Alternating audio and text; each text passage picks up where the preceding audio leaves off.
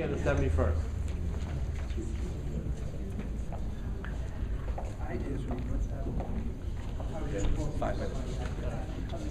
All right. First of all, I want to thank Mark for inviting me, and also Nicole, the president of the club. I've attended a couple of the club's meetings in the past, and I think this club is phenomenal. My name is Ariel Ferreira, and I'm running for the 71st District. Just to let you know a little bit about myself, I was involved in a nonprofit organization as a youth program coordinator. From there, I went on to work in real estate for 2 years. After that, I started working in the city council as a legislative and budget director. From there, I moved on to start my own company doing consulting services for nonprofit organizations and small businesses, teaching them how to maintain their sustainability throughout this recession in the community.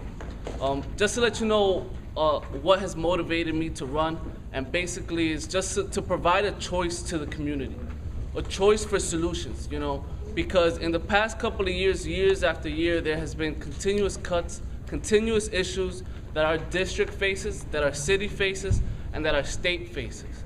There are about to be 50 senior centers that are going to be closed. Some of them are in Harlem. Education year after year gets cut. Our nonprofit organizations that provide vital services,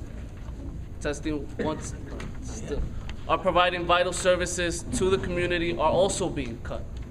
So I come here not to speak about issues, but to speak about solutions. There's ways that we can find money to cover these cuts. For example, I'll speak real quickly of the millionaire's tax. It's something that's been implemented. They put it up 1%, so it's 7% now. But back 25 years ago, people who had an income of over $1 million used to get taxed 15%. And it's been cut down to 6.85, but it was put up 1% this year. But it was put up just temporarily for the next, I believe, 3 years. And what's going to happen in the next 3 years when that tax is removed and the $1 billion that was received in revenues is removed? We're going to get more cuts. So I will definitely advocate and push for it to be a tax that's permanent, because year after year in the previous years, due to the cuts, we've lost $16 billion in revenue just off of that tax. Also, I would create accountability for the agencies, the state agencies around the state, to review and maximize every dollar that goes in through those agencies. Review every contract, check to see that the money is being used correctly, that we're investing it wisely, and that we're getting every bang for our buck. In addition, and on a community and a local level, what I would like to do is create committees of advisories on different topics that would include constituents, residents from the community. For example, a committee of advisory on housing, issues, legislation that's being presented in Albany, or issues that are occurring in the district, where we can sit down and have this conversation back and forth between the community. Because yes, an elected official should be held accountable, but there should be that parallel, open communication, open relationship with the community as well. So I would love to have that communication with the community, because the community also needs to be held accountable. I would love to definitely keep on going, but I guess Mark is time man here. We'll take a question or two. We'll take a question or two, and I'll definitely answer. I'll also be around till the end, so I'll also be available for one-on-one discussions. Go ahead, Ari. Go ahead. Well, thank you, Mr. Levine. Excuse me, Ariel, you look like a smart young man.